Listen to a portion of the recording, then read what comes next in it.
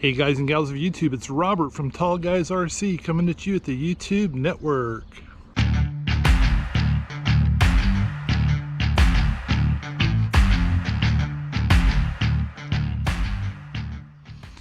Hey guys, good morning. We're out at the field today flying my new HobbyKing P-51. Hey, so guys, this is a HobbyKing P-51. A little small, like a 30-inch wingspan. The battery I'm using in this guy is the E-Flite 2-cell 7.4 volt 800 milliamps 30C pack from E-Flite. And you can see the picture in here where I have my battery set for CG. And right there, it's perfect, guys. Just pushed all the way up to the front. This is where my little AR620 receiver is. I'm gonna probably secure that because it is moving around inside. I just crammed it in there because I figured the styrofoam keeps it pretty secure. So I'm gonna probably figure out a way to secure that with some Velcro. This plane does come with a built-in 6-axis gyro. So you do have a beginner mode and an expert mode. The plane goes together honestly in about 15 minutes. I did not attach the belly tanks and I'm not using landing gear because I'm flying out here in my little bushy open lot by my house, and if I want to belly land, I don't want to tear anything off the plane. On the plane, when you turn it on, you have to put it on level ground and you have to let it cycle. There is a little red light on the gyro, and when the little red light on the gyro goes to a solid red, you know it's ready to go.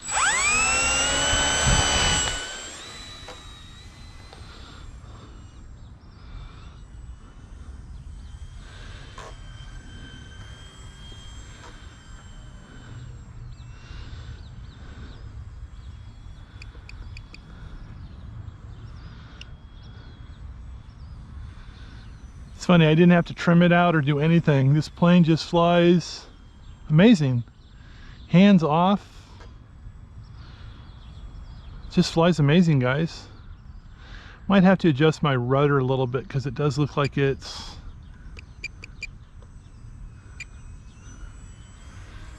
looks like it wants to turn. No, actually it's flying pretty straight. So...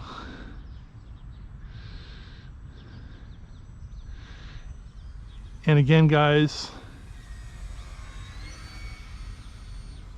more than enough power on 2-cell. I mean, I've seen people fly it around on 3-cell, but I don't think, honestly, for a small park flyer, you need that performance. If I was flying at my other field where I had like way more wide open space, I would probably do it.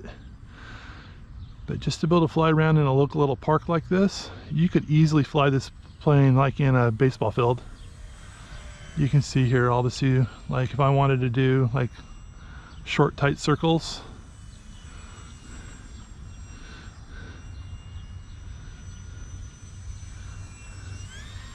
No problem, guys.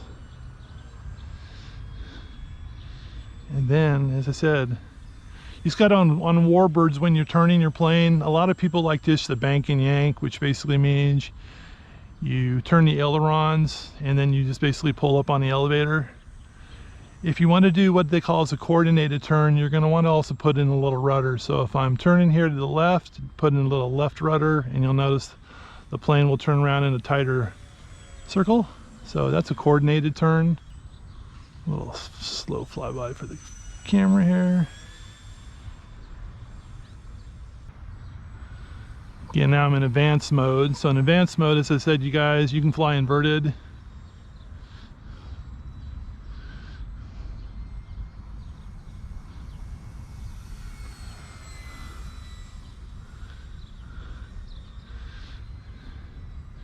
Way better roll rate.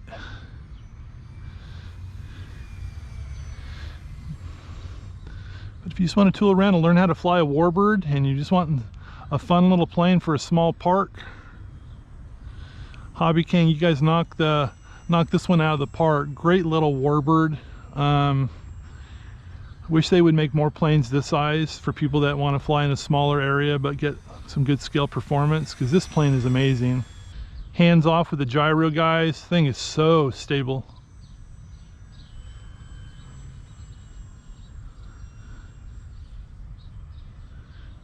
Look how slow she'll fly too, guys. This is amazing.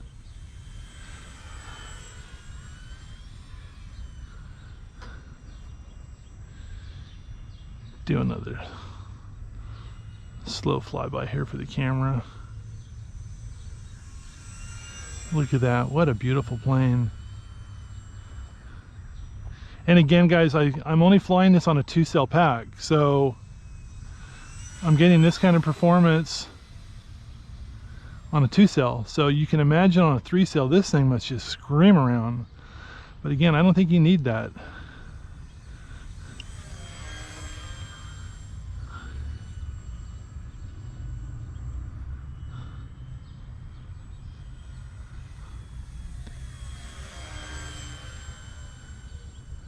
It looks so beautiful in the air. It's so scale. Look at how stable it is, guys, with the gyro. A little low pass here for the camera. Oh. And you guys can see how slow she slows down too.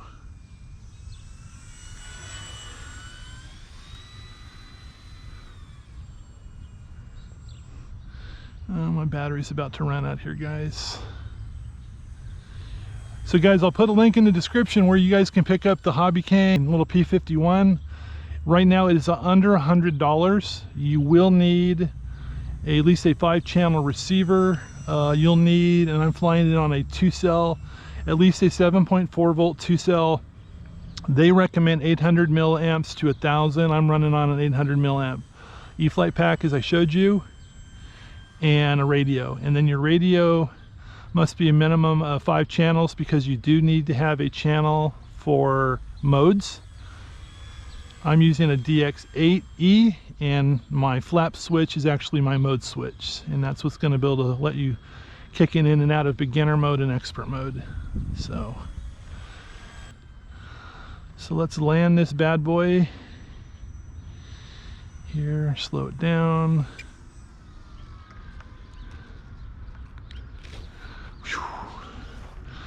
This would actually be a great first warbird because it has a 6-axis gyro built into it. Again guys, click on the link in the description, head on over to HobbyKing's website, check it out. If you're not subscribers to my channel yet, don't know why, please do so. Click on the little subscription button, and for those of you on mobile devices, click on the little bell notification so you will be notified weekly when I post content. Now we're going home and grabbing coffee.